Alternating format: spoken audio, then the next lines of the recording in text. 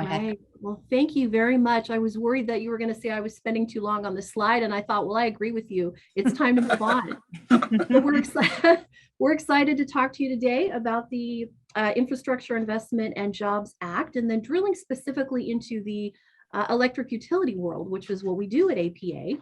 I have our mission statement there. I know you can read it. We are a 501c6 nonprofit association.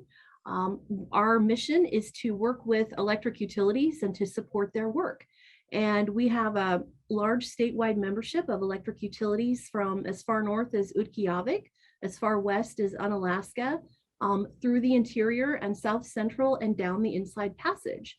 And then we have Alaska Village Electric Cooperative as a member, and they have 59 villages throughout rural Alaska. I'm excited to tell you, we just celebrated our 70th anniversary as an organization, and we celebrated that this past August in beautiful Homer, Alaska at our 70th annual membership meeting. Next slide, Michael, thank you.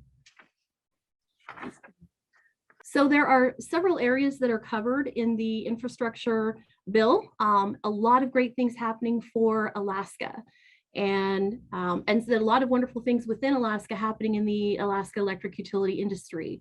And so some of the areas that received funding were EV infrastructure, cybersecurity, grid resiliency, clean energy initiatives, storage, energy storage, which is a big deal in Alaska, and then also research, development, and deployment within DOE. So to put things into context for you, and I know a lot of you are energy policy wonks like Michael and I, but many of these programs established and funded in the bill, they are competitive grant programs. And I think about $65 billion, I believe, will be administered by DOE. And I believe DOE will probably have to hire at least 1,000 employees to be able to, stand up these grants and, run and administer the funds. So one thing I wanted to mention is we were recently in contact with Senator Murkowski's office, and we believe they are working on a grant symposium.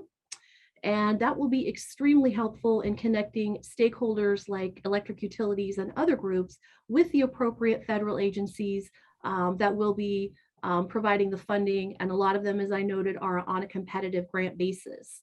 And as we note here, the timelines for standing up these programs, they will vary depending on the agency, whether it's DOE or DOT or perhaps Interior.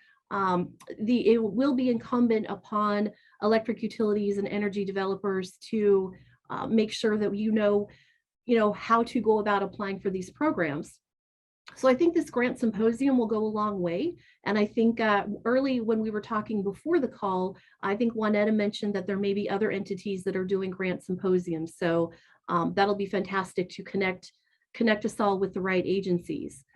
And I can't underscore enough that this bill is a significant and historic investment in the nation's infrastructure. We're looking at a $1.2 trillion package.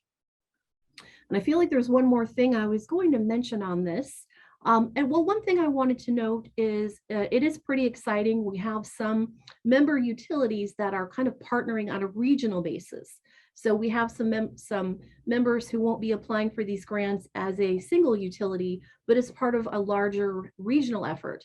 And I personally think that is a really good way to approach this, is in that regional, higher impact type approach. So I think I have, the other thing, whoops, go back, Michael. I just remembered my other comment. One question that we're getting from, or several questions we're getting from our members are, where's this money going? How can we get this money? What is the timeline? What are the requirements for these different grant programs? And I can tell you, a lot of that is obviously in the works with the federal government. APA, Alaska Power Association, we belong to we belong to several organizations, but we have close affiliations with two national trade associations, the National Rural Electric Cooperative Association and the American Public Power Association. Both of those entities are going to be providing statewide, like us and other organizations, information that we can send to our electric utility members on how to apply for these programs. And that's going to be extremely helpful. I just got an email from NRECA this morning. They're setting up an infrastructure resource hub. And that is really going to be key for those members, electric utility members of NRECA. NRECA is the largest, it's a national organization that represents electric cooperatives. And that will be very helpful in connecting utilities with being able to work to maximize the funding opportunities. And we've also spoken with staff several times in Senator Murkowski's office, and they have been helpful as well. So next slide.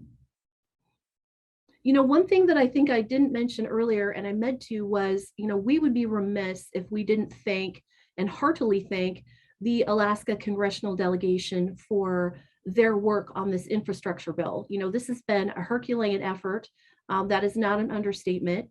And we were pleased to see some of Senator Murkowski's prior legislation made it into this bill. Michael will talk a little bit about that when he covers his slides. But I'd especially like to give a shout out to Senator Lisa Murkowski, because as you know, she led the development of the energy provisions in the infrastructure bill. So moving on to one of my favorite topics is hydropower. And those of you that are energy policy people, which you are on this committee, you know that it's the second largest source of power in Alaska after natural gas. Hydro is a big deal in Alaska. It is a very important part of Alaska's electric energy portfolio. So what are we looking at for hydro? Well, we're looking at $554 million in DOE issued grants to support upgrades at existing, and I note that existing hydro facilities, for environmental, dam safety, and grid resiliency investments. We're also looking at $125 million of hydroelectric production incentives, while authorizing and providing $75 million for hydro improvement initiatives. And also there's $10 million for additional funding for new pumped storage, hydro, wind, and solar integration and system reliability initiatives. So there is, I think, some for new hydro. I think not as much as I think what our senior senator would have liked to see. But I will say there's a lot of good work that can be done, obviously, with this funding for the existing hydro projects. So what does this mean for electric utilities? You know, hydropower, we receive 27% of our energy in Alaska from hydro. And so anytime there's advancements in, this is a huge infusion of funding to help hydropower development and deployment. And anytime you can do that, especially in our state, it really moves the needle on where we can go with economic development, affordable power, and so on. So funding for hydro could help the hydro-owning utilities increase their capacity, improve efficiency, or enhance safety measures. And also, as you know, and I'm preaching to the choir on this, there's many isolated communities that were able to go off of diesel because they could put in hydro. And it's made a huge difference in stabilizing the cost of their energy. And you know that there's a lot of initiatives within the Biden administration on clean energy. And anytime you can get off of diesel and move to hydro, it's very beneficial, because obviously it's a free source of power and it reduces carbon emissions. But it is obviously, hydro is a very capital intensive endeavor. But I think it's important to note that while it is a capital intensive endeavor at first, there are several projects in Alaska that have been operating, they're still operating for more than 100 years. So hydro costs a lot at first to develop, but it has long-term benefits, and it goes a long way in Alaska. Federal funding is absolutely crucial, because we have a lot of we have a lot of communities of different sizes, and really, no matter how you look at it, with the cost of developing and building a hydro project is often too much for a community. We just don't have the large ratepayer base for a community to try to absorb that full cost. But when you can use federal funding, like what we're seeing in the infrastructure bill, and you can use other funding, whether it's from the state or through private investors or through lenders like CoBank and CFC, it really goes a long way to making these projects affordable and helping to stabilize or lower the cost of power in Alaska. So I'm going to give you all a break from listening to me, and I'm excited to turn the podium over to my colleague, Michael Rovito, our Deputy Director, and then we'll come back at the end to take your questions. Okay, excuse me. Well, thanks, Crystal, and good afternoon, everyone. Thanks for having us again. I'm going to be glancing to my right a few times because my slides are up here on this screen. So if I'm not looking directly at you, that's what I'm doing. And before I get started, I did want to just echo what Crystal said. I mean, there's always more that can be done, but this bill is a significant investment. It's something that a lot of our members in utilities nationwide are excited about, just because regardless of what you think about the federal government, when the federal government can utilize its kind of its spending power and its procurement power and its wide range in the country, there's really a lot of positive things that can happen, especially for a state like Alaska that is so remote and has wide distances between communities and a lot of challenges in the electric utility realm. So enough of me on my high horse. I'm going to get back onto the presentation here. So we're going to go through this, and you know what Crystal and I did is we pulled out, and we could probably, if we went through every single bit of this bill, we'd probably sit here for a day or two with you. So we pulled out some highlights. I'm going to start with other clean energy technologies, and it's been a big recognition of Congress and certainly the Biden administration to attempt to ramp up the development of certain renewable technologies or clean energy. Really, they're kind of calling them clean energy technologies now. It seems like the word renewable is kind of getting diminished, and it's almost like it's more clean energy, which encompasses a lot of different aspects. So you see in the bill there is about $355 million for a DOE energy storage demonstration project and pilot grant program, and another $150 million for energy storage long duration. I'll tell you, a few years ago, before COVID, every year, and we plan to start this up again, APA takes a trip to Washington, D.C. with our members in June to meet with not only our federal delegation, but a range of agencies, federal agencies and departments. And when we were sitting in the DOE offices talking to some of the higher ups there, this is one of the big topics they mentioned was battery technology and helping to scale it at a pace that's much faster than they think the private sector can scale it by using some of that federal money. I'll talk a little bit about that again in a second, but that second bullet point, renewable energy, research, development, and deployment. This is, again, you can see the totals on the screen, providing some funds to help kind of increase and advance wind and solar, which is already very prevalent and becoming more prevalent. And actually, it's interesting, you've seen over the years the cost of these two technologies falling. It's since kind of those costs have kind of gone back up a little bit because of supply chain issues that we're all dealing with in one way or another. But this bill is really making an investment on continuing to advance these technologies and make them more accessible, more widely available, and less expensive for electric utilities nationwide and other organizations that might use them. That final bullet, smart grid investment grants, this actually provides $3 billion and kind of expands a program that was first designed and put into play under the American Recovery and Reinvestment Act during the Obama administration.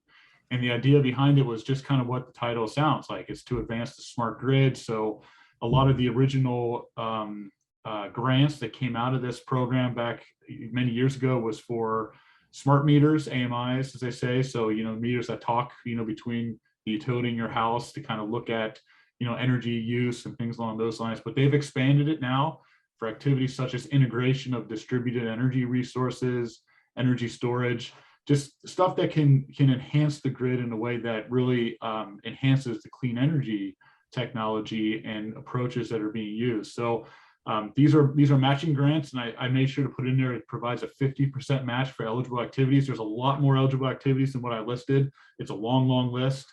And as Crystal had mentioned, and this is true through all of these topics we're talking about, we're going to find out a lot more in the next few months about how this money is going to be doled out. And the reason is a lot of these agencies, when they design their programs to grant this money, they're going to put those possible parameters out for public comment. So for instance, right now, Federal Highway Administration, I was going to talk about this later, but it's a good example, has put out a request for information for comments relating to EV charging grant infrastructure. And so APA, other organizations, we're going to have a chance to weigh in on how this money should be granted out nationwide. In Alaska, we're going to focus on Alaska, of course. And then we'll have a better idea as time goes on. So before everyone signed on, Crystal kind of offered up to Juanetta, have us back down the road here because we should have some more information on this. So there's a lot more exciting things to come out. But what does this mean to electric utilities? And, Crystal and I talk to our members all the time from across the state, and they're all looking at continually integrating renewables where it makes economic sense and where it's reasonable. Certainly our members are really cognizant of the price of power to their consumers, but they're also facilitating the integration of renewables in all parts of the state, wherever you go.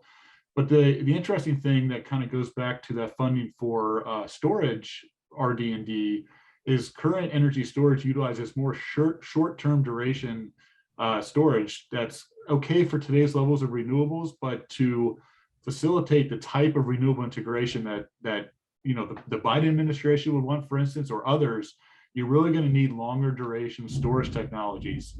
And as Crystal mentioned, under the hydropower provisions, if the federal government can use its power of the purse and collective expertise that they have within their DOE and other science-based structures, they can help really ramp up and scale up these battery technologies to better not only regulate but utilize this storage. Because of course, oftentimes when you have a lot of wind or a lot of sun, you may be generating more power than you need, and you need to store that for a time when you don't have the sun or the wind to do that. And that's a challenge right now, to store enough of that energy so that when you need it, it's there for the long term.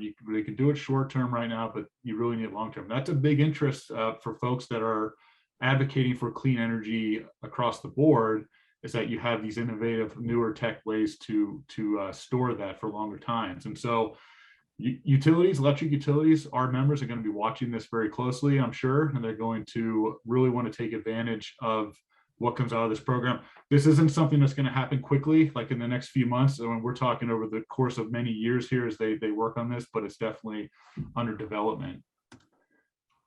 Physical and cybersecurity. This is a very interesting area, because it's something that, regardless of how large your electric utility is, you're dealing with it. It doesn't matter if you're a huge Duke Energy in the lower 48, or if you're a small rural utility or a utility on the rail belt here in Alaska, you are impacted by cyber.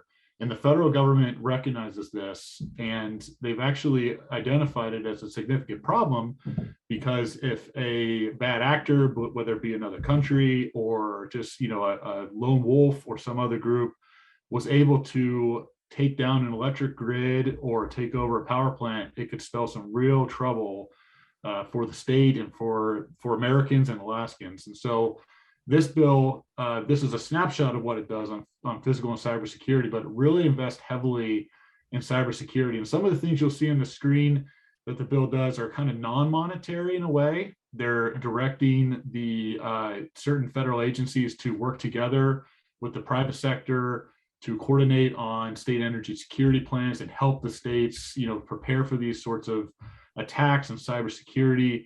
I want to point out the bottom bullet here. A lot of this cybersecurity comes from Senator Murkowski's PROTECT Act, PROTECT, which I don't remember the acronym means right now, but it was a bill really aimed at cybersecurity for the electric utility sector, and especially for electric utilities that might not have the financial means to really put in a lot of this advanced technology. And so you'll see at the bottom there the authorization of the $250 million for rural and municipal utility advanced cybersecurity grants and technical assistance. I don't want to read the whole grant to you or the whole line to you, because I know everyone can read.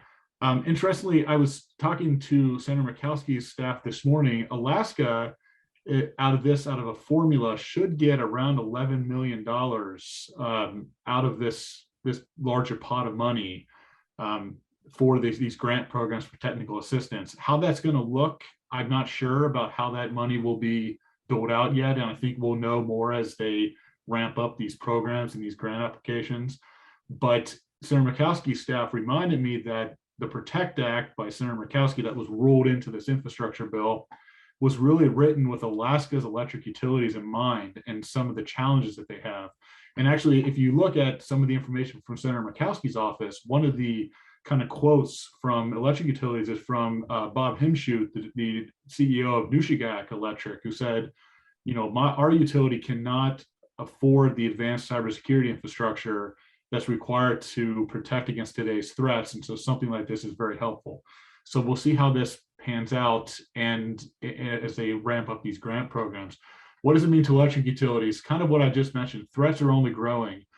Crystal and I hear from our member utilities all the time that it's not hundreds, it's thousands per day of attempted attacks on their system. And it doesn't matter if you're on the rail belt or you're out in rural Alaska, you're getting these. And actually, luckily, it's not in this state, but there's a Colorado cooperative, a rural cooperative, electric cooperative that was just taken down by a cyber attack, and they've lost all their billing. A lot of their internal functions were taken from them. And so they have no way of, kind of running their back office operations. Now, that's not as bad as if they got into the power plant and shut it down, although I think this was a distribution cooperative, so they didn't have power plant assets that they own. But still, they can't bill their members. They don't have an accounting structure right now. And so this is a severely disruptive incident. And it's going to cost their ratepayers down there too, because as they rebuild their system, there's going to be a cost to that. There's cybersecurity insurance and all that, but there's still a cost.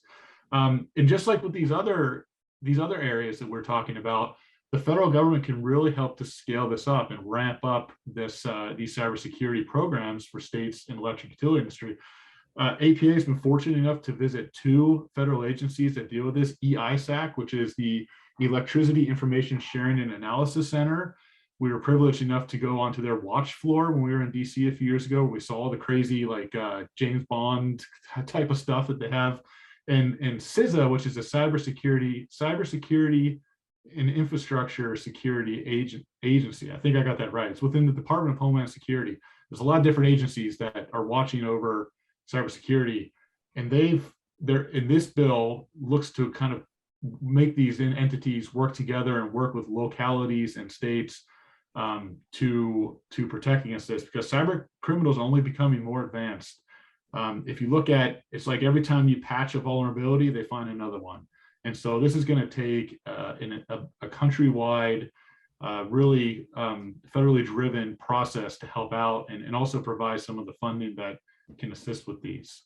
I want to move on to grid resiliency. This is extremely important especially for anyone who operates an electric utility. The resiliency of the grid is essentially the reliability of the grid. And so this bill recognizes that and provides some funding opportunities through grants to address this. One of the larger ones that's been talked about is grid resiliency grants. And you can see at the first bullet point there. And this is really to supplement grid hardening efforts. And then you'll see there that there is a 30% set aside for utilities to sell less than 4 million megawatt hours per year, which is a small utility to sell that level. There's a caveat with this funding. It is limited. DOE cannot award a grant for more than the total amount spent during the previous 3 years by the entity applying for the grant.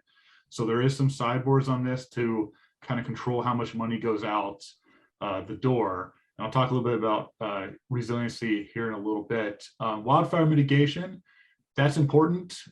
It's hugely important to electric utilities as it is to everyone in Alaska and across the nation. We've been lucky here the last 2 years for wildfires, but certainly 2019 was a very bad wildfire year.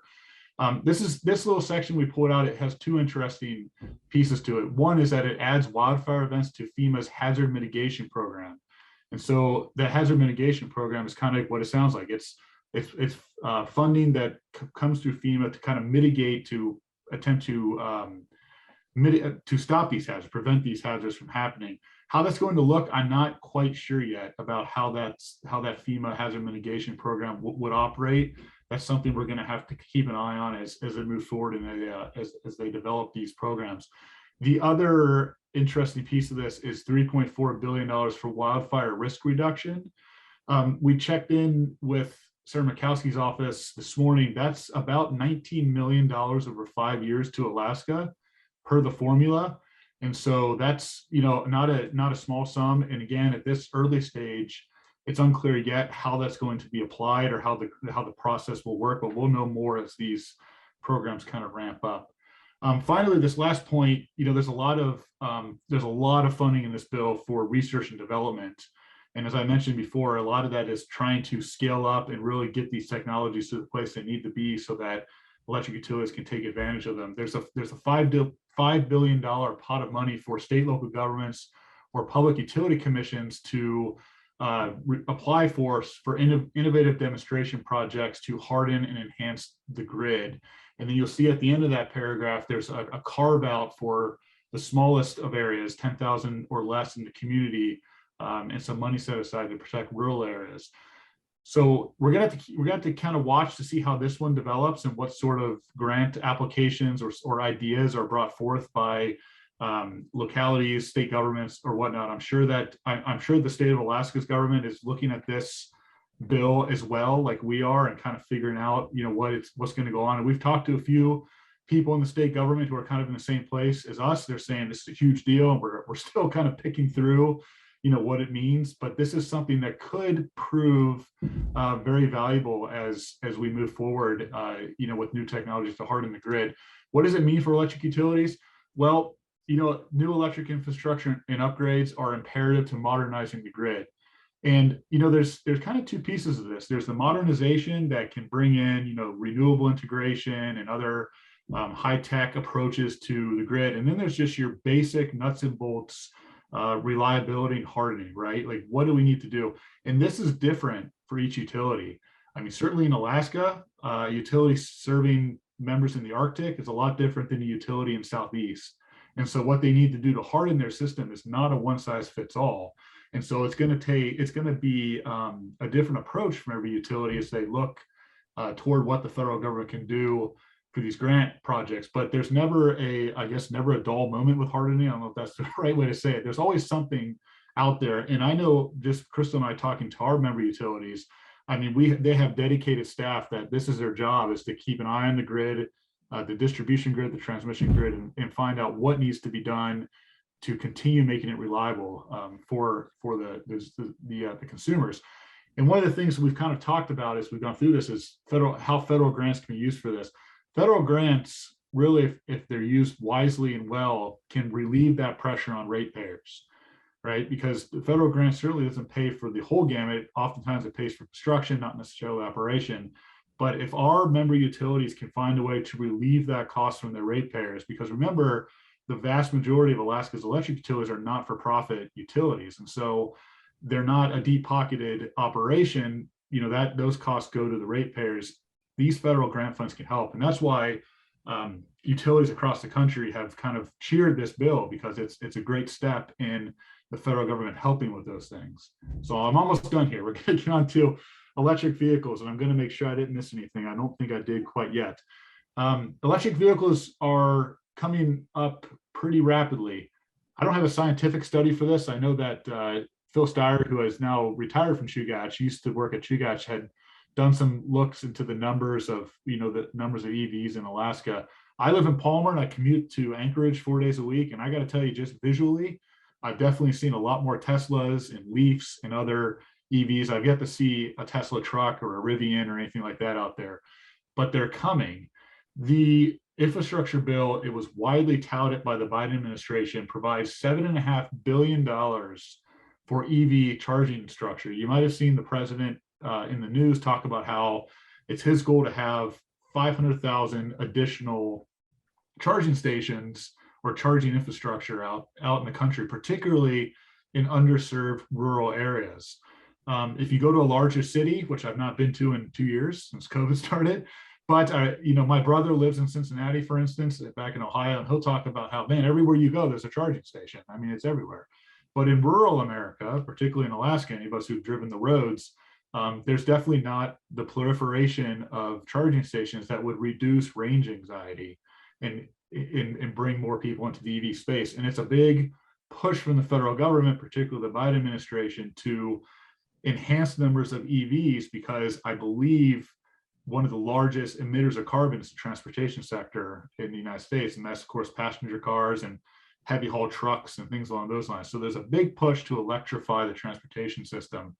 Alaska, it's let's see, I think I mentioned, oh, there it is. It's $52 million over 5 years, give or take. That's the estimate. That could change. It's based on a formula.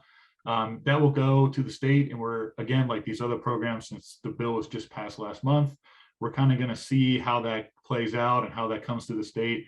I did mention before that Federal Highway Administration is seeking comments on a series of questions about how to operate this grant program. And so I know APA, we're going to work with NRACA on that. And we've also talked to state DOT to kind of get to ask them to please, let us know what they're going to do, because I think they're going to likely have a role in this as well. Finally, on this, I want to talk about electric school bus funding. This is kind of an interesting one.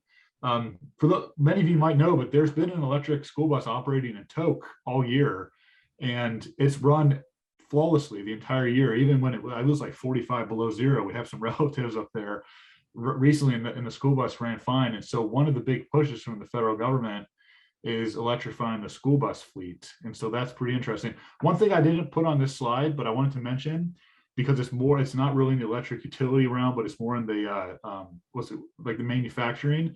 There is $7 billion in this infrastructure bill to support domestic battery and supply chain uses. So that's really aimed at enhancing and bringing the battery technology and the battery manufacturing to the United States, where it's closer to the actual product. And I've read a lot of stuff about, as we've had these supply chain issues over the last many months here, there's been a recognition and a push from some of the government to bring that development back on the domestic side, so you don't have that boat trip across the Pacific Ocean or from other places. And so that'll be interesting to see how that $7 billion plays out, and how you might have seen, I think it's North Carolina, I believe Toyota is building a massive battery plant there. And so this is coming. But why does it matter to electric utilities? Well, it matters because if this bill operates the way it's designed to, the federal government, the Biden administration achieves their goal, there's going to be a lot of people plugging cars into the grid. I mean, and it's going to change the way that our members in Alaska, have to operate their electric system in a way, because first off, you might have different patterns of load usage. Certainly, most people will probably plug in their cars at night, and so generally at night, the demand on the power system is much lower because we're sleeping, we have our electronics off. But if you got a few 100,000 cars plugged in, and especially the railbelt area where the majority of the population lives, and a lot, and 50%, 75% eventually have EVs, that's going to cause a different load profile for our members, and they're going to have to pay attention to that. So they're preparing for it, and I think it's important because, as electric utilities in Alaska and other places are looking at building out their grid and bringing in renewables and all the other things that this bill looks at and provides funding for, the EV load will have to be something else they figure into the scenario. So as the federal government puts this money on the street, we'll have a better idea of kind of how it's going to be directed. I know that there's a big push on rural charging station areas. I think in the terms of the lower 48, in lower 48 terms, Alaska is all rural. So how that's going to impact Alaska will be interesting. We'll see how that goes. So I think, Crystal, I think I covered everything, and we should be on to questions. So I'll turn it back over to you. Thanks, and I will turn it over to Juanita. Okay. Well, I'm gonna bring you back in, Crystal, and I'm gonna bring Bernie in as well. Let's see. You want me to take the presentation down, Juanita? I already did that. Oh, okay. And so I'm going to add Bernie as well. And Bernie, do you want to start off with any questions for Crystal and Michael? I guess my first question is, how are your utilities that belong to your association? What do they really think about this? I mean, are they overwhelmed? I mean, I know the rail belt utilities are looking very forward to it, but some of your smaller utilities, it seems like a huge task for them to be. How are they going to, get the grants, get the money, and what are they going to do with it? Have you had a work session to kind of talk this over with them, and what's going on there? Yeah, and I'll take that, and then Michael will add to it because inevitably I might forget something, but I wouldn't say they're overwhelmed. And I think, but clearly, I mean, there's a lot of information, right? And there's a lot of information that, we're still going through, and these programs are still being set up. So it's undeniable that it's and it's a huge bill. I'm Mhm. still trying to make my way through it in different areas. But what we've been doing is we've had several briefings now, whether it's from NRECA or Senator Murkowski's office on the infrastructure bill specifically for electric utilities, where we've had entities going through the information at a high level, and then our members have had the opportunity through those meetings to talk about their priorities and then receive information back. And so we've gotten a lot of great support from Senator Murkowski's office on that. We've had some really good meetings with them, wonderful support from NRECA. The American Public Power Association recently sent out an email that had a list of grant writers. So I would not be surprised if some of our members will be hiring grant writers, and we have some members that have that capacity in-house, and we have some members that may do some cost sharing on that. But I think as a statewide association, it's really our job to be that conduit between this bill and the funding opportunities, funding announcements for Alaska Electric Utilities. We will be drawing upon, again, NRECA's infrastructure hub that will have a lot of great detailed information that we can share. So I think really, we know that's our job. We know infrastructure is a very high legislative priority for APA. So Michael, is there anything you want to add to that? And I think also through resources like when Juanetta and Michael and I were talking earlier about grant symposiums, we know that's in the process. That will be very helpful as well to connect stakeholders with the appropriate federal entity. Michael, anything you have to add on that one? No, I think you covered it well. I think that summed it up. Okay, thank you both. Thanks, Bernie. Just for everybody online, if you do have a question for our guests, you can turn on your camera and wait for me to call on you, or you can submit your question in the chat and I'll read it on your behalf. So Cassie, I saw you turn on your camera. Do you have a question? No, just Okay. trying to be present here. Okay, great. Thanks so much. Yeah, everybody's welcome to turn on their camera at this point. Ralph, you turned on your camera. Do you have a question? Actually, I have several, but Okay. let me start with, I'm really interested in connecting the pieces of how it's going to affect the Alaska economy, given what ICER does. And my first question is, everyone says, well, this is a 5-year investment. And so it's 250 million divided by 5, 50 million a year.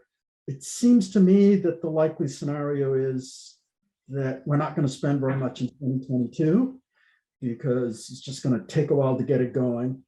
And the second piece is, it seems to me that it's likely to stretch out well beyond 5 years, just like transportation projects. You start building a bridge and 8 years later you finish it up. So just in terms of when we're going to start seeing this impact in terms of demanding workers in Alaska and so forth, do either of you have any sense about, I mean, I know it's all a guess, but how do you go about people that are trying to figure out what's going to be the impact of these demands on the Alaska economy? What's that time frame we need to be thinking about? Well, that is a great question, Ralph, and I'll attempt to answer that and see if my colleague wants to provide more detail. I would say that is a hard question to answer because we are looking at these supply chain issues resulting from the pandemic. So you have that, and that obviously is existing during the pandemic and prior to this bill coming out. So you've got that. There's also the related labor shortages that we're seeing. And I think, the first step would be to get a sense of what these timelines are with these federal agencies. What is the grant application process? When will what is the application process for not just grants, but the other fund programs? And then take a look at, how long some of these projects are going to take. So I think it's kind of a confluence of that, what the timeline is for these programs, for issuing the money, how we're doing on the supply chain issue, where we are as far as available labor. Michael, anything you want to add on that? So Ralph, I'd love to have my own crystal ball and give you a more detailed answer, but I can't really at this point. Yeah, no, I would agree on that with Crystal. You know, and the interesting thing about this bill is, you know, it's since it's nationwide, right? We like to think just for Alaska. So definitely, if once the money hits the street in a variety of places, I have to say, from my perspective, I've looked into this on the electric utility side and electric energy. So all the roads, bridges, and that sort of part is kind of foreign to me, and I know that's a large part of the bill. But once this money goes out nationwide, Alaska is going to be competing with other states for workers as well, right? And we already have a small base. And before we started the official part of the call, you know, Bernie mentioned, you know, about, you know, how Alaska is going to kind of ramp up with its own employees to do this. And we know just from talking to our member utilities that on the normal course of construction season in the summer, a lot of these contractors are coming from the lower 48 to Alaska to build these projects. And so it's a good question. I don't know the answer, but I think the concern might be, how does Alaska compete for this labor with the 49 other states and other in the territories too that are getting some of this money? No, I think exactly. I do have a specific question, and that is, for these kinds of projects, is there a rule of thumb about the percentage that will go for design work as opposed to the actual construction? And does Alaska have the capacity to do that design work, or is that work really going to get done out of state? I'm trying to get a sense of, you know, obviously in the first year, it's going to be largely design work. We do have a professional and business community, but that community has been heavily oriented towards serving the oil industry, obviously, over time. I just don't know what it's like in utilities and our reliance on out-of-state engineering. Right. As far as the percentage for design work, I don't know the answer to that. I think that'll be a while before we know the answer to that. That's a good question. Related to the design work, you know, I think some electric utilities in Alaska have that in-house capacity. I think others don't, and they'll be using contractors.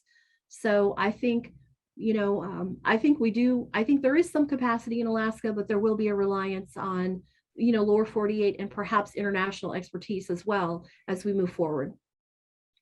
Again, Michael, anything you want to add on that one? Nope, ditto. And the final question is, are there matching requirements in any of, certainly on the transportation side, there's an issue for the state. It's going to have to match the increase in, to build more roads, it's going to have to pay more of its share. Are there matching requirements for any of these programs that utilities of the state will need to step up to? Well, Go ahead, Michael. It kind of varies from program to program. Some of these programs, the federal government is only going to pay a portion, and not necessarily a match, but more of like, we're limited to a certain percentage of the project, for instance. But like with all the other answers we give, and I think we're going to find out a lot more about that as they design these grant programs. Yeah, so. I'm sure we'll have more answers for you, Ralph, in the months ahead.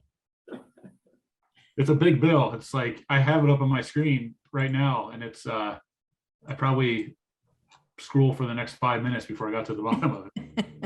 Well, you know, for transportation, a lot of the money is simply pouring more money into existing programs. So you can say, oh, it's pretty predictable. We're going to have to match as we increase it. Are these programs in the utility and energy area, do they also have predecessor programs that'll give us some sense of what's likely to happen? Or are these so new that it's really unpredictable? Yeah, I think, Michael, I think several of them do. I know there's some hydropower programs that are existing programs that have received this federal infusion of funding. I know there's additional parameters now that are being added in to be able to get that funding, such as domestic contents, you know, Buy America, labor requirements as well. So that much we know. Yeah, and a lot of the programs we talked about today are fairly new. An example of a not new one is the Smart Grid Investment Grant, which I'm not sure how in in the information I found online, I hadn't seen an Alaska utility that had received any grants from that in the past years. I could be wrong, but based on what I've seen, but there's a lot of new stuff in there too. But then there's also in that massive bill programs that were authorized many moons ago and never had funding that might have funding now. So we're gonna have to go through and figure out what those are. So that's a good question. We're not just starting from scratch, or they're not just starting from scratch in some of these areas. Thanks very much. All right. All right. Well, thanks, Ralph. We do have a question from Dave Rees, who's online with us today. And I know Dave remembers, and you probably remember as well, that with the American Recovery Act, we had a lot of money that was able to target training, job training, and skill upgrade training. And so are you aware of either any specific directives towards funding for workforce development, or the flexibility within the grant funding to identify some of the funds for workforce development or skill training? Well, yes and no. I am aware of it, but I can't give you the details. So I will, I do need to do a deeper dive into that. So yes, I was happy to see that too. But that's something where, you know, we do need to be getting more information on that. Mm-hmm. Well, I do recall, I wasn't with the Department of Labor at the time of the initial grant, but I recall doing some reporting and follow-up on it. And it was very significant in terms of employment outcomes and wage outcomes for folks that did receive clean energy, renewable energy, job training that long-term had very, very positive outcomes for those individuals. So hopefully, and obviously that's, you know, impactful within the sector, and you know, all of the supporting services that feed into that. So hopefully that'll be the case. Again, does anybody else have any other questions that they'd like to ask? Bernie, I see you're off mute. Did you want to ask any follow-up questions? Yeah, I guess one follow-up question is the relationship with Alaska Power Association with Alaska Energy Authority. That y'all tied a lot of stuff together on the electric side of things, and you know, there is going to be a lot of money going to the Alaska Energy Authority. And how are y'all going to be able to work together on that, and you know, not overlap things, and you know, just so that it's more effective and efficient by y'all working together, I guess. And y'all have a plan on how you're going to do that? Well, there's yeah, a lot of great things that are happening over at AEA in that regard. And I know they're working, I think I saw there was funding in the governor's budget to working with the rail belt utilities on a plan.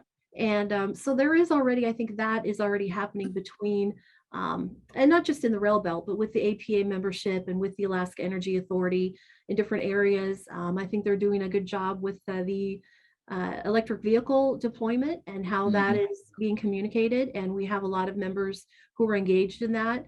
And I think they're, you know, and then they send things out to us, and then we turn around and send that out to our members.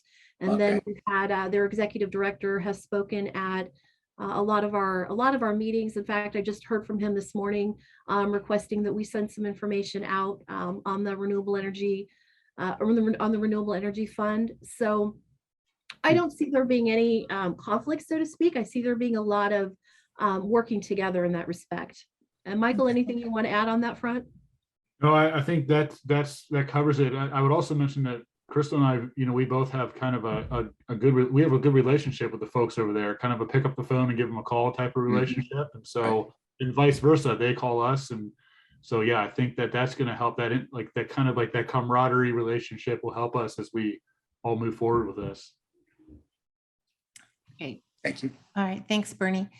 You know, it's interesting to note that with the funding available for electrical vehicle build out, AEA, of course, through the Volkswagen settlement funds, had $1 million that's being deployed for fast charging stations on the rail belt highways. And that's going to have a significant impact on, you know, the long range capacity of for those vehicles. $52 million is going to be a significant investment in electrical vehicle infrastructure. And I'm just wondering if you have any thoughts about, of course, we're hearing anecdotally, I don't know how the numbers, but, Juneau has a significant portion of electrical vehicles.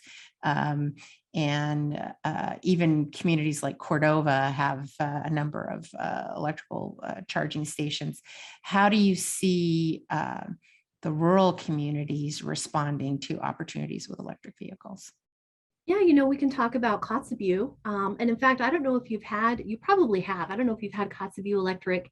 Look, you're nodding. It looks like you have. They're doing some wonderful work there, not only with EVs, but with solar and microgrids. And but they've had an electric vehicle for a while, and they're doing that. And then there are also smaller communities that are working in that direction as well. And so I think we will continue to see more of that going forward. I think, as the availability of electric vehicles continues to become a little bit easier. And I think, and obviously in the smaller communities, they wouldn't have the range anxiety that we have in the rail belt. So I think we will definitely see more of that in the future. Also, just one other thing, it'll be one of those interesting pieces of information that we'll get when the federal government puts out more information about how the money's going to be used. But I know recently Golden Valley Electric Association put 2 fast chargers at their offices. They installed another one in Cantwell. And then I was actually talking to the CEO of Copper Valley Electric Association, Travis Millian, the other day. And there's a private company, I can't remember the company's name. I think it's a husband and wife team that were in the news recently. And they've actually spoken to Copper Valley about putting chargers in Glen Allen and down the Richardson Highway. And so I think, to me personally, the EVs are kind of a build it and they will come type of operation once people see those charging stations. Because we have family in Tok, for instance, and I would not be comfortable right now driving an EV to Tok. But if I knew there was enough charging along the way that I could top off if I had to, I'd probably feel a lot better about it. So I think, build it and they will come.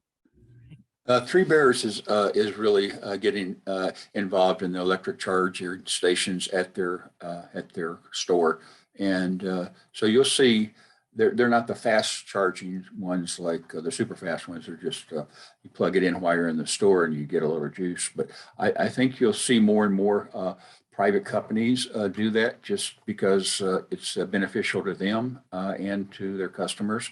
But the problem, I think, is how is the utilities going to get that surge of power, and who's paying for it? How do the paying structure? I know that the RCA has started a docket on so that they don't have to. I can't think of the term right now, which is bad. But go ahead. You're talking about the capacity charge? Yeah, right. Yeah. So that's another thing that, the regulatory people have to work with, make sure that the utilities are still getting, some money out of this and able to afford this without raising their rates so high. Mm-hmm. Mm-hmm. Well, I know that is something our members are working on, and you're correct. There's a docket. Now we do, but there is a docket that the Regulatory Commission of Alaska has. And so that planning is underway by the utilities. Mm-hmm. Good. If you haven't had it, you ought to. I shouldn't say this, but I'm always offering suggestions. If you haven't done it, it would be neat if you had an electric vehicle session and have the utilities, as well as the gentleman that heads the EV group, and AEL&P has wonderful speakers on that topic as well in Cordova. But I think it's enough to where you could definitely pull at least one really good session from it. Yeah. Yeah, thanks for that. I think it's probably time for us to do an update on it. We did do it earlier this year, I believe it was. We had Dimitri Shane with the Electrical Vehicles Owners Association, and Sean Scaling and Shayna Kilcoyne with the municipality. But I do think that there's going to be so much activity in this area that we'll probably need to consider doing it again. So we're coming up on 1 o'clock, and I guess I'll just bring us to a close. Bernie, did you have any closing comments? I just want to appreciate both of y'all spending some time and making a presentation to us. It's very important. And I know that we will have people that will look at the recording of this because it's extremely important. And we will, I hope, Juanetta will try to bring you back in a couple or 3 months and when things get a little bit more shaken out. So thank you both. All right. Well, I do want to say this is an exciting time in the Alaska electric utility industry. Unfortunately, we are experiencing kind of a silver tsunami where we have a lot of wonderful expertise and folks that are taking well-deserved retirements.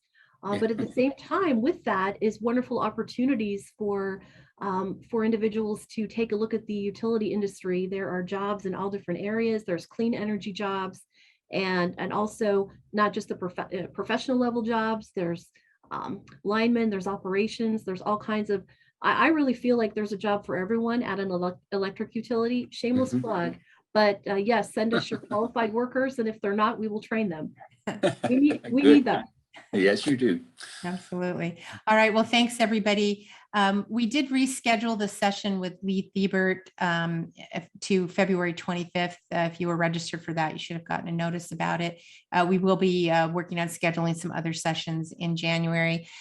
With that, we have a lot of things that are going to happen before the end of the year, not the least of which is winter solstice. So welcome back the light. And Hey. have a wonderful holiday season, and we'll see you in the new year. And thanks to our guests, Crystal and Michael. Thanks. It's been a pleasure. Happy holidays. Yeah. Bye-bye.